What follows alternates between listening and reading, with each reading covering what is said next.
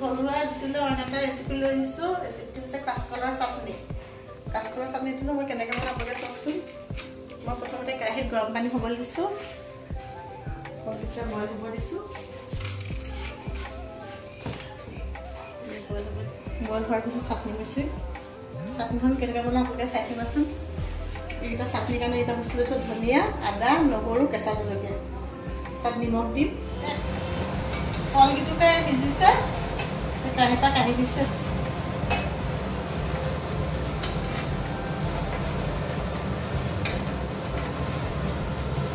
ধুনীয়াকৈ সিজি গ'ল, কেৰাহীৰ পৰা কাঢ়ি দিছোঁ। এতিয়া বাকলিটো অঁতৰাই পেলাই চাটনিখন পিচিম আৰু। এয়া হৈছে কলৰ বাকলি। কলৰ বাকলিখিনি চাটনি পিচিম আৰু এই হৈছে কলগিটোকে চাটনি পিচিম। আপোনালোকে চাই দিবচোন চাটনিখন কেনেকৈ মই পিছোঁ, কেনেকুৱাকৈ বনাওঁ, কিমান সোৱাদ হয় খাবলৈ। এয়া ধুনীয়াকৈ দিছোঁ নিমখ, নহৰু, আদা, জলকীয়া। ভোট জলকীয়া দিলেহে চাটনিখন সোৱাদ হয়। ভোট জলকীয়া নিদিলে চাটনিখন সোৱাদ যেন নালাগে। এতিয়া মিক্সিত অকণমান খুৱাই দিওঁ চাটনিখন। কলৰ বাকলিখিনি মিহিকৈ কাটি দিছোঁ। মিহিকৈ কাটি পেলাই